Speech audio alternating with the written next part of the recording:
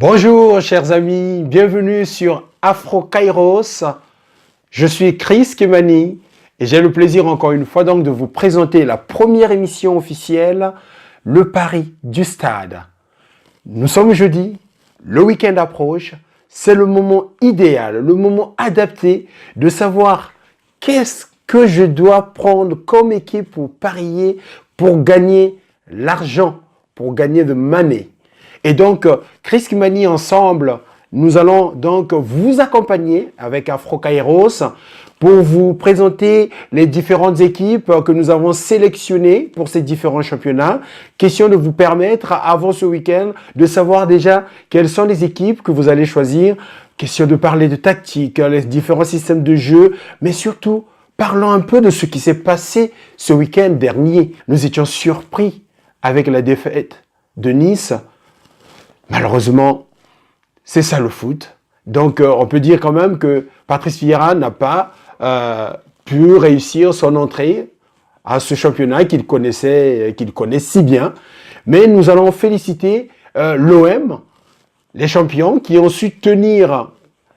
Quand je dis les champions, c'est parce qu'ils sont arrivés en finale de la Ligue Europa. Il faut respecter cela. Et que grâce à Dimitri Payet, ils ont vraiment brillé. Nous avons aussi vu les merveilles de Paris Saint-Germain avec donc l'entrée de Thomas Tuchel qui lui goûte à la Ligue 1. C'était une réussite avec un but bien entendu de la star incontestable Neymar. Nous avons malheureusement le regret de voir que Unai Emery n'a pas su tenir son rang. Hein. C'est vrai que c'était face aussi au champion en titre, Manchester City avec Pep Guardiola. Mais par contre, son homologue, Sarri, qui lui avec Chelsea ont su briller, redonner de l'espoir. Nous avons vu aussi Bayern de Munich soulever sa coupe, la super coupe de la Bundesliga.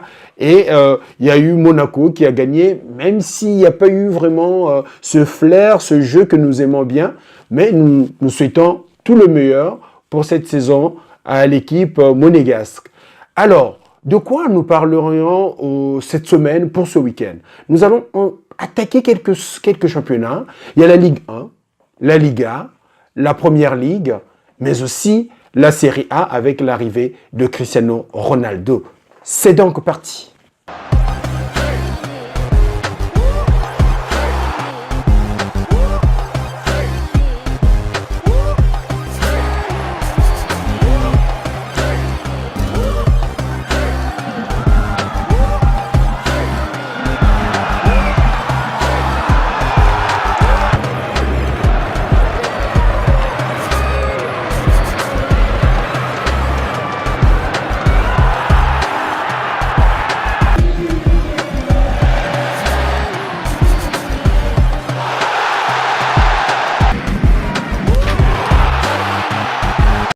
Donc là, nous attaquons, chers amis, avec la Ligue 1.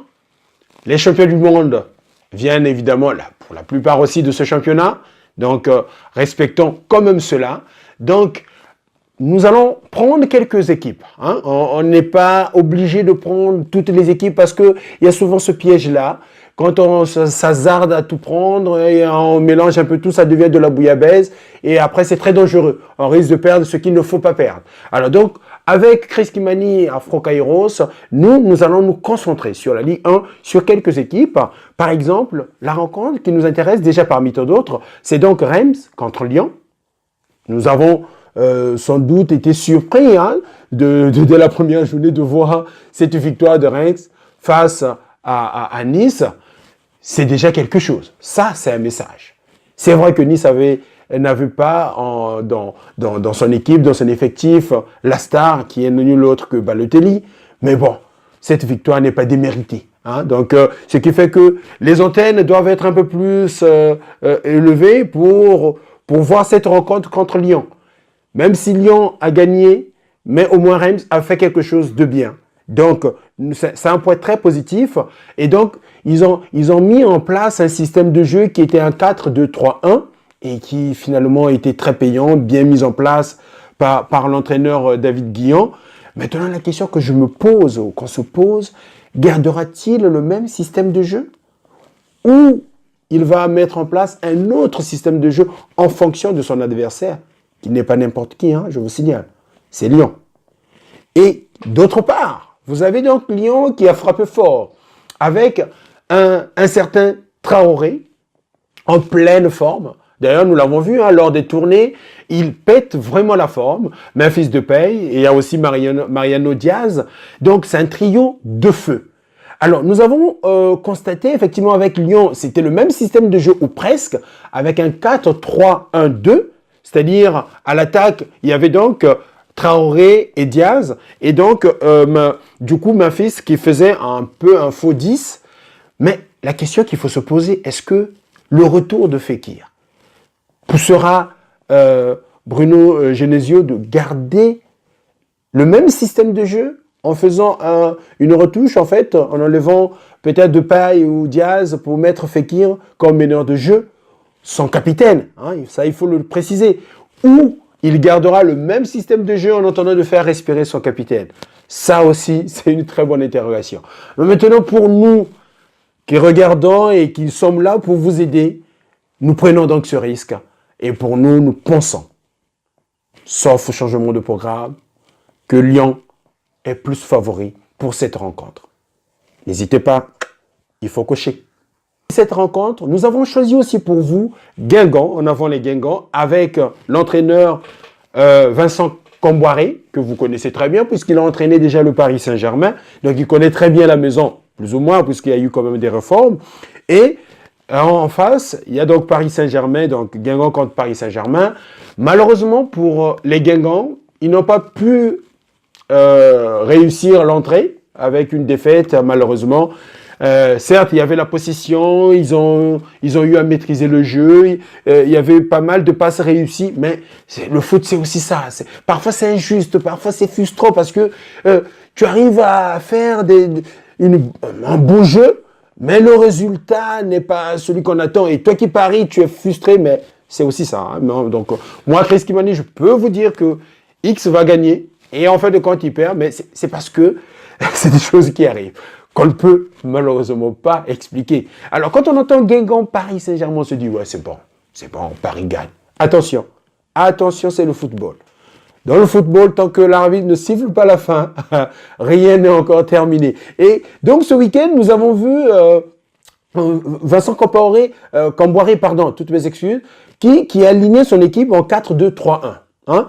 C'était bien. Ceux qui ont regardé le match ont vu, comme moi, que le système de jeu était bien mis en place. Malheureusement, il leur manquait ce réalisme-là, ce flair d'aller droit au but. Mais on souhaite tout le bonheur à cette équipe. Et en face, il y a eu une surprise. Parce que c'est le champion en titre. Gagner 8 titres pendant toute la saison, c'est pas donné à n'importe qui. Donc, nous respectons énormément le Paris Saint-Germain et Tourelle qui nous a surpris. Parce que même moi qui vous parle, je m'attendais à un 3-4-3. À ma grande surprise, c'est un 4-3-3 avec un Lassana Diarra en sentinelle, un Rabiot très excellent. Et donc, la question qu'il faut se poser pour ce week-end, pour cette rencontre, est-ce que Comboiré va garder son effectif, son même système de jeu, son équipe? Est-ce que Thomas Tuchel gardera le 4-3-3 ou le 3-4-3? Ça, c'est très important. Et il faut noter qu'au Paris Saint-Germain, ils enregistrent le retour de Marco Verratti, qui n'était pas là ce week-end parce qu'il n'était pas bien. Il y a aussi Kylian Mbappé qui revient, donc il voit un peu la vitesse. Et donc, à ce moment-là, on se dit, mais qui sera titulaire? Di Maria sera titulaire? Est-ce que c'est un Nkunku qui brille hein, à chaque rencontre? Il est très excellent. Et il y a aussi le fils du président Ouya, donc qui, à chaque rentrée, on le sent très en feu. Une équipe de jeunes très en forme. Donc, il y a des tonnes et de questions. Mais comme on le dit, un grand reste un grand, un champion reste un champion. Donc, pour nous, Afro Kairos, le pari du stade, nous parions pour le Paris Saint-Germain, tout en souhaitant quand même bon courage déjà à cette équipe, les Guingamp. Très bien. Alors, nous allons prendre aussi quand même Monaco, hein, parce qu'il faut pas mettre l'équipe monégasque à la poubelle. Hein. C'est trop tôt pour les mettre à la poubelle. Certes, ils ont gagné, mais il y avait pas grand-chose. Faut pas oublier pourquoi Monaco qui joue contre Lille n'a pas été vraiment dans son bas. Ben, c'est simple, parce que y a beaucoup de départs. Vous savez, c'est l'équipe, le club qui a une bonne stratégie marketing. Hein. On ne cesse de les féliciter. D'ailleurs, ils viennent de faire encore un prêt à l'Inter, si j'ai bonne mémoire, par rapport aux informations que j'ai lues récemment, de Keita qui part en Italie. Donc, c'est pour vous dire que c'est pas toujours évident pour un entraîneur d'avoir des entrées, des sorties, parfois à la dernière minute, mais il faut les féliciter. Il faut les féliciter parce qu'ils ont des titans, à l'image de Radamel Falcao, qui est rentré et qui a marqué. Donc, du coup, pour cette rencontre de Monaco-Lille, nous, on s'est dit, malgré les statistiques alarmantes lors de cette première journée de Monaco, qui malgré tout a gagné, parce qu'il était vraiment réaliste, face à Nantes, d'ailleurs, qu'il a gagné, donc vous comprenez un peu la différence, ce décalage, mais Nantes a totalement dominé la rencontre. Et c'est très dangereux, c'est très important à le savoir. Maintenant, la question que je me pose, que nous nous posons, nous, l'équipe, est-ce que les hommes de Jardim doivent vraiment garder le même rythme? Ou ils veulent vraiment rester dans le top 5? Parce que rester dans le top 5, c'est relever le niveau. Quand vous avez en face Lille, vous avez en face Marseille qui cartonne, Paris Saint-Germain en feu, ben vous savez, on n'aura jamais le début. Hein. Donc c'est le moment de voir, est-ce qu'il va garder le 4-2-3-1 et titulariser Falcao seul en pointe? Ça, c'est très important. Est-ce qu'il mettra un 4-4-2 pour pouvoir permettre à Falcao d'être associé avec celui qui était titulaire, Jovetic? Ça aussi, c'est très important à voir. Et pour pouvoir ne pas se tromper en faisant le pari. Alors, pour Lille, Lille a dominé. Il était vraiment dominateur face à Rennes. Et donc, aligné en 4-2-3-1, ils n'ont pas déçu. Et nous espérions évidemment revoir la même chose face à Monaco. Du coup, quand j'essaie de voir entre les deux formations, comme je vous ai dit tout à l'heure, si c'est un 4-4-2, Monaco devient plus dangereux. Parce que Falcao n'a plus cette énergie de faire tout le travail seul en pointe. Mais associé, comme c'était le cas à l'époque avec Mbappé, avant qu'il ne parte à Paris Saint-Germain, en 4-4-2, c'était magnifique. C'était merveilleux. Donc, si vous avez déjà ce système de jeu en 4-4-2, rassurez-vous, n'hésitez pas, cochez déjà. Là, c'est direct, c'est Monaco. Par contre, si c'est un 4-3-2 ou un 4-2-3-1, excusez-moi, à ce moment-là, on se pose des questions. Mais il faut faire des petites recherches. Et nous avons fait notre recherche, mais c'est simple. Mon pronostic, statistiquement parlant, les deux formations, s'il faut vraiment parler d'équilibre, ont 7 victoires chacun. Et 4 matchs nuls. Ça, c'est très important. C'est un petit détail et ça compte. Hein. N'oubliez pas, Dieu est dans les détails, le diable est dans les détails. Et donc, ce qui compte ici, pour cette rencontre, ce sont les faiblesses de l'autre. L'entraîneur qui saura trouver les faiblesses de l'autre, il gagne la rencontre. Mais moi, je vous invite, alors on va faire un petit abracadabra, je vous invite quand même de prendre, de cocher sur Monaco. C'est un risque, hein, ça je vous le dis. Vous voyez à quel point je suis un peu douteux. Mais je vous invite de prendre Monaco parce que je suis persuadé que cette équipe a des choses. Il va nous montrer des choses et nous ne serons pas déçus. N'oubliez pas qu'il y a 2 ans de cela, il y a 2 ans de cela, ils étaient déjà champions. Donc, faut pas, c'est pas démérité. Hein. Très bien. Alors, donc, comme je le disais tout à l'heure, pour terminer enfin, pour aller vers la fin des équipes que nous avons sélectionnées, donc nous allons prendre aussi Nîmes contre Marseille.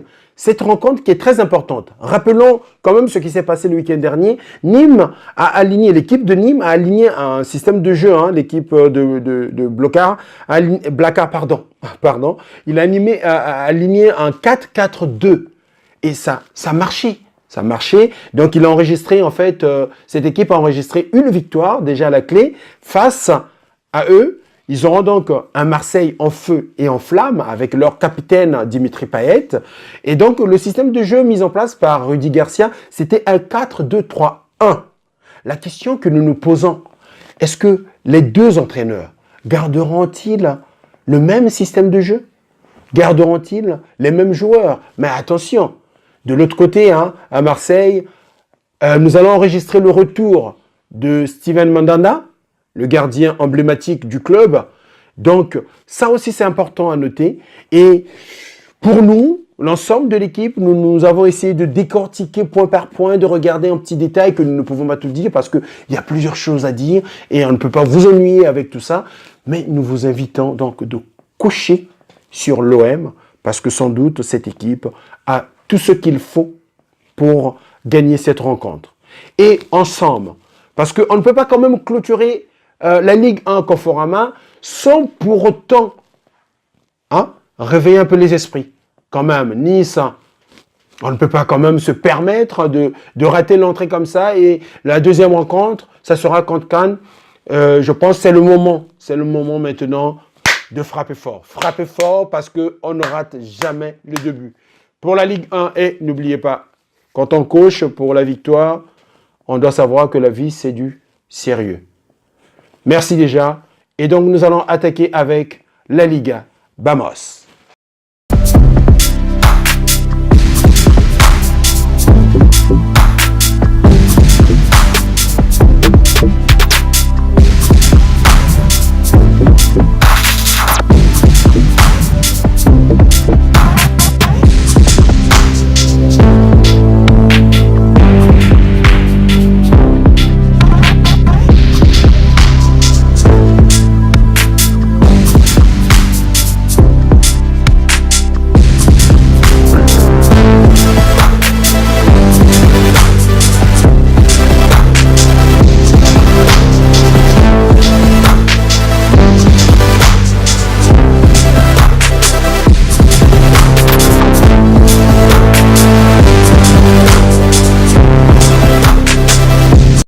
Hola, señor, hola, señorita, ¿qué tal? Muy bien.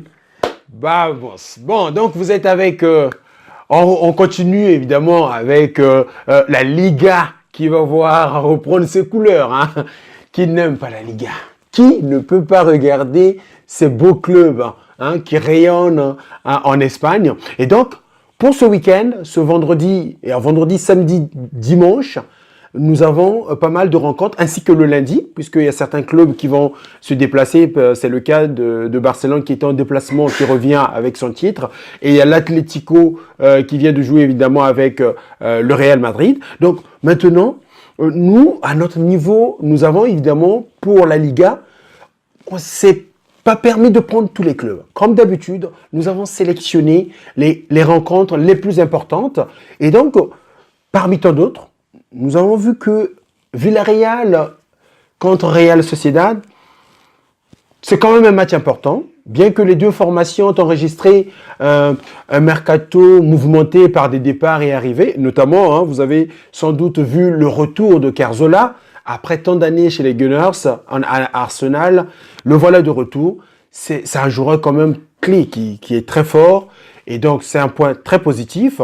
Mais de l'autre côté aussi, il faut noter l'arrivée de Théo Hernandez, le frère donc du champion du monde Hernandez qui était le latéral gauche, qui a donc pris la place de Mendy. Et donc, en essayant de voir en termes de statistiques et en termes de mercato, parmi les deux clubs, pour nous prenons et nous cochons. Ça risque de vous étonner, vous attendez à quoi? Ben, à rien d'autre. Pour nous, le favori, donc, c'est Villarreal. N'hésitez pas. Donc, mis à part cette rencontre, vous avez aussi Barcelone qui va donc qui va s'affronter contre Alaves.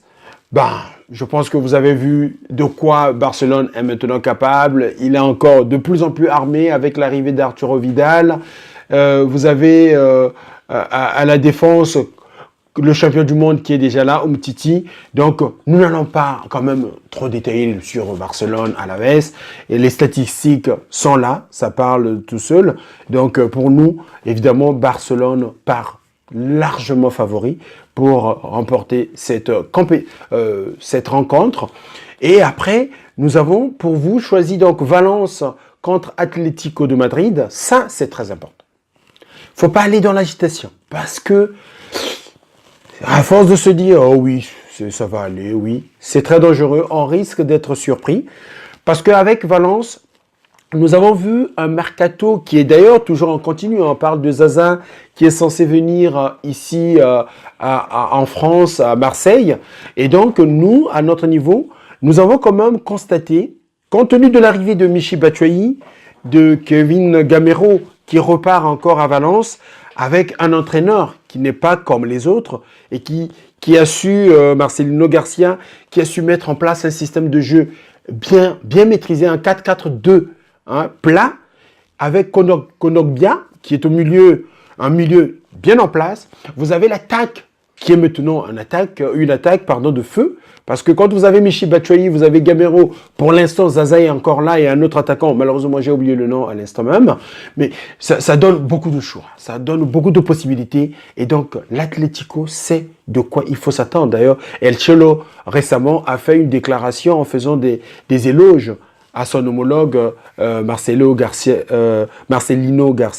Donc c'est très important. Donc la question qu'il faut se poser, gardera-t-il son 4-4-2 plat ou ça sera un autre système de jeu qu'il va mettre en place en fonction de l'arrivée de Michy Batshuayi, qui est plus habitué à être indépendant en attaque et qui est très fort, qui est très très fort. Et je pense que Godin et compagnie savent de quoi est capable Michy Batshuayi, même si il y a quand même en face des grands défenseurs.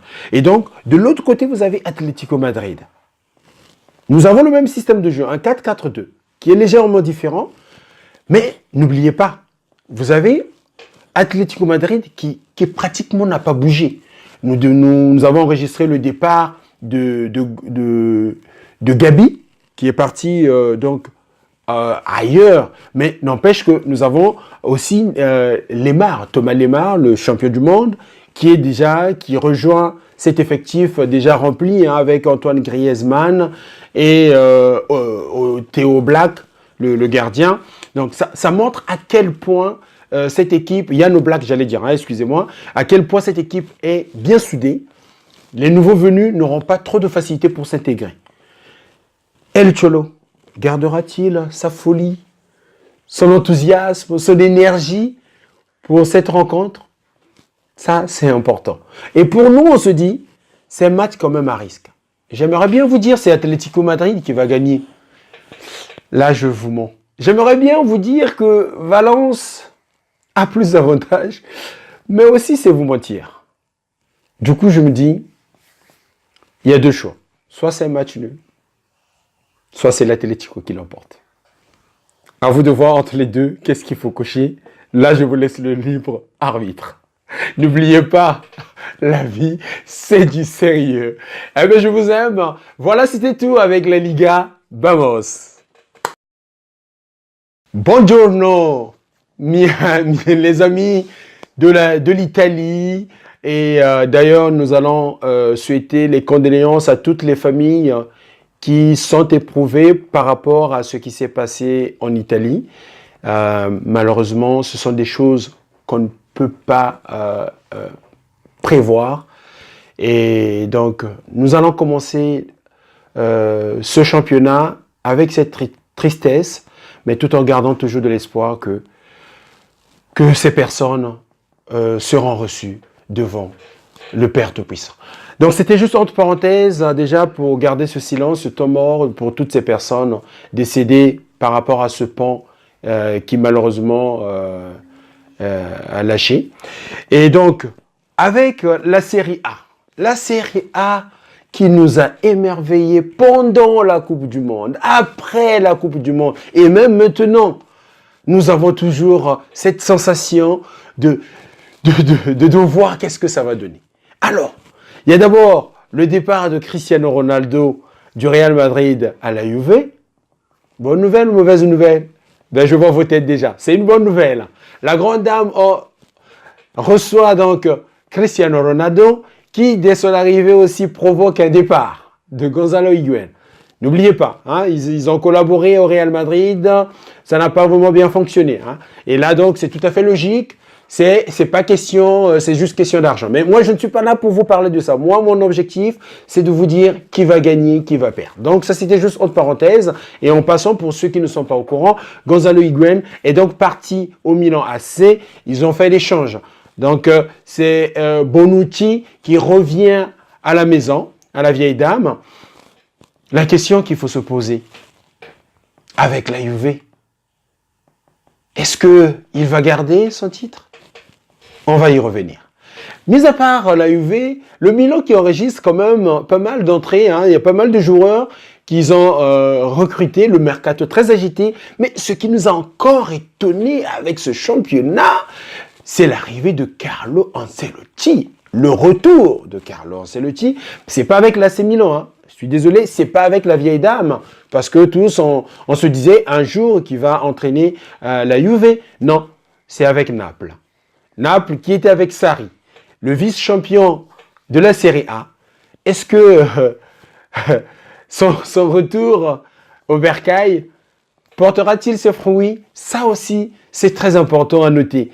Et donc, il y a eu pas mal de choses, il y a eu pas mal de mouvements. Nous avons sélectionné aussi nos équipes à nous. Hein, on s'est dit, on ne va pas quand même rentrer dans les détails. On va quand même se concentrer sur ces quelques équipes. Et la première rencontre, c'est Chievo contre la Juventus de Turin. Nous avons déjà vu les merveilles, hein, parce qu'il faut quand même récapituler.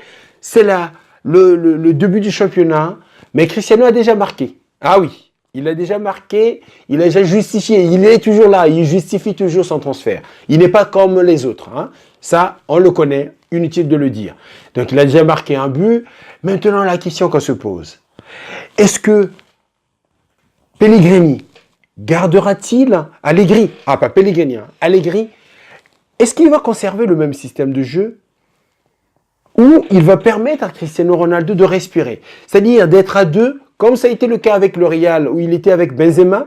Sera-t-il aligné avec Benzema, je voulais dire Mandzukic, de sorte qu'il peut respirer parce qu'il ne peut pas faire aussi tour de long trajet vu son âge, ou il va permettre à Cristiano d'être vraiment seul en pointe, alimenté de part et d'autre par Douglas Costa, Cuadrado, et aussi, comme d'habitude, Paulo Dybala. Vous avez remarqué sans doute la connexion qu'il y a entre les deux déjà aux entraînements, ils sont très proches. C'est déjà un bon signe. Donc, l'équipe Chievo qui reçoit la Juve sait de quoi est capable Cristiano Ronaldo, à quoi il faut s'attendre. Donc, pour nous n'allons pas quand même déshonorer le champion en titre. Donc, pour nous, notre équipe, et quand on essaie de voir les statistiques, nous donnons la victoire à la Juve, la vieille dame. Maintenant, la question. Cristiano Ronaldo, est-ce que fera-t-il la même chose en 2009 au Real Madrid, lors de son premier match où il a marqué? Ça reste à vérifier. Mais pour l'instant, ce qui nous compte, c'est de gagner notre argent. Donc, on coche pour la Juve. Mis à part cette rencontre, vous avez la Lazio qui va jouer contre Naples. Nous avons d'un côté la Lazio qui est entraînée par Simone Inzaghi. Hein, c'est le frère de Pippo Inzaghi, la légende vivante de l'AC Milan. Et lui, il nous a habitués avec un système tactique, un 4-3-3. Et en général, la Lazio s'en sort quand même. Hein, même si c'est pas vraiment ce qu'on espère, mais c'est pas si mal que ça. Il a quand même ramené une sérénité dans cette équipe. Et côté Naples, avec l'arrivée d'un certain Carlo Ancelotti, il est souvent habitué avec des systèmes de jeu. Nous l'avons vu d'ailleurs au Real Madrid, c'était souvent un 4-3-2-1. Où il mettait donc Benzema seul en pointe, Cristiano de côté avec soit Di Maria ou c'était Mesut Özil. Mais bref, avec Naples, c'est un peu différent. Donc, il faut voir. Est-ce que ça sera un 4-4-2 par rapport à son effectif? Mais nous avons comparé entre les deux entraîneurs, entre les deux clubs. Et pour nous, les statistiques plaident en faveur de Naples. Et aussi en faveur de Carlo Ancelotti. Il connaît ce championnat. Il connaît très bien le management et nous savons de quoi il est capable. Donc Allegri est aussi averti. Vous avez déjà bien entendu cocher Naples. Et hormis ces rencontres, vous avez la Roma qui va jouer contre Torino. Je pense que ça ne sert pas de rappeler l'historique. Peu importe l'état de la maladie, sans manquer de respect à Torino. Hein. Même si la Roma est malade, quand on regarde les statistiques, la Roma part largement favori. Et donc, vous pouvez donc là aussi cocher pour la Roma. Nous avons Sassuolo contre l'Inter. Voilà. Là, vous voyez la position que je prends. Est-ce que vous savez ce que ça veut dire? Parce qu'on va prendre des ailes. On va se dire, oui, c'est l'Inter de Milan, il y a Icardi, il y a... Non, mais stop. Non. Statistiquement parlant, Sassuolo prend carrément le dessus contre l'Inter. Alors, nous avons regardé ce qu'il faut regarder. Je vais quand même me permettre de vous dire qu'il y a deux cas de figure pour cette rencontre. Si l'Inter ne gagne pas, Sassuolo va gagner. Ça paraît quand même bête, hein? Ben écoutez, c'est une manière de vous dire que je vous laisse le libre arbitre. Parce que pour moi, c'est là que je m'arrête. Je ne peux pas aller au-delà. Alors, mes chers amis de la Série A, les fans de football, pour la Série A, nous allons nous arrêter là. Personne n'est favori pour ces deux clubs. J'aimerais bien dire par rapport aux statistiques que c'est Sassuolo, mais je risque de me tromper parce que de l'autre côté, vous avez quand même des titans. Mais l'histoire, on ne change jamais l'histoire. Et n'oublie pas, la vie c'est du sérieux. Coche ce qui te plaît, entre les deux, qui peut gagner. C'est pas un match nul, hein, je te signale. Grazie. Hello my brother, hello my friend, hello my sister, how are you? Did you sleep well? Welcome. Alors, nous allons parler de la première ligue qui nous a, comme d'habitude, rendu fous, dingue, malade, mais oh là là là là. Qu'est-ce qu'on ne peut pas voir avec cette première ligue? Paul Pogba qui marque son premier but, le capitaine et le champion du monde. Qu'est-ce qu'il y a de plus beau, hein? C'est le football. Et c'est la première ligue, n'est-ce pas? Chelsea, N'Golo Kanté, qui marque son premier but et le premier but de Chelsea de la saison 2018-2019. Qu'est-ce qu'il faut voir encore de plus beau? C'est la folie totale. Et Arsenal, qui encaisse 2 buts et qui perd. C'est la malédiction qui continue ou quoi? C'est la folie. Mais quelque part, c'est Manchester City qui conserve son leadership en marquant deux buts face à Arsenal. Donc Pep Guardiola nous disant un grand chapeau à ce tacticien fan à un jeu de tiki-taka, mais avec un mélange supersonique, hein, comme un guitariste qui est capable de jouer au piano et de mélanger du jazz et du rock and roll et un peu tout ce que vous savez du slow. Mais aujourd'hui, par contre, nous n'allons pas rentrer dans ces petits détails, disons des rencontres qui vont arriver. Nous avons choisi un seul match. Ah oui, vous avez bien entendu, vous avez bien vu mon doigt. Un seul match. One match. You know, the first match to the weekend. Excusez-moi pour mon anglais, hein, ça m'arrive de fois de faire un peu de l'humour. Eh bien, c'est parce que nous allons vous parler de l'Arsenal. Les Blues contre les Gunners. Chelsea contre Arsenal. Vous savez, Arsenal commence très chaud. Hein. D'abord avec le champion titre, il perd. Et nous avons vu Ramsey qui était totalement perdu sur le terrain. On avait Mesut Özil, un petit à moitié fantôme. Mkhitaryan, c'est pas là où il était. Quant à Aubameyang, qui a failli respirer quand Lacazette est rentré, avec quelques occasions ratées. Ça sera le cas avec les Blues? Ça, c'est une bonne question. Est-ce que Sarri va garder le rythme? Ça sera une continuité? Ça aussi, c'est une très bonne question. Ah oui, c'est une très très bonne question. Posez-vous les questions. Et nous sommes là pour vous, évidemment, pour vous permettre que, au lieu de vous casser la tête, oh, j'ai le travail, j'ai des enfants à m'en occuper, j'ai des tas de choses à faire, et je dois encore voir qui va jouer. Non, ben nous sommes là, donc pour vous faciliter cette tâche. Et donc, en essayant de regarder ce qui s'est passé ce week-end, parce que avec Sarri, il y a eu un 4-3-3. Hein? Un jeu bien en place. Et surtout, Hazard sera de retour. Nous avons vu de quoi N'Golo Kanté était capable, est capable et sera encore capable pour cette saison. Toujours souriant, jamais fatigué. Est-ce que l'Arsenal va tenir le coup? Ben, ça, c'est une très bonne question. Et donc, Arsenal qui est aligné à un 4-2-3-1, Aubameyang dans la perdition totale, perdu totalement. Est-ce qu'il ne peut pas revoir ce système de jeu et affronter Chelsea avec d'autres armes? Ça, c'est la question. Et donc, nous, dans notre analyse, on s'est dit, n'allons pas loin. Hein, n'allons pas loin parce que Arsenal a tout ce qu'il faut. A tout ce qu'il faut pour battre cette équipe de Sarri. Seulement, nous, en faisant les pronostics, on se dit que c'est... Ah, tu t'attendais à quoi, à Arsenal? Non. C'est Chelsea qui va battre cette équipe. Et je suis très convaincu. Parce que c'est comme ça. C'est la loi. C'est la logique. S'il y a une surprise, hey, I'm sorry, c'est pas de ma faute. You know, c'est pas de ma faute. Hein? Si c'est une surprise, ben c'est ça la faute. La vie, c'est du sérieux. Thank you. Let's go. Bye. Donc, je vous remercie pour votre fidélité, pour votre attention et surtout pour ce temps consacré. Ça vous permet de gagner dans des bonnes conditions et de savoir sur quoi vous misez. Et donc, rendez-vous tous les jeudis à la même heure avec Afro Kairos, le pari du stade, le rendez-vous des parieurs sportifs. Je vous remercie.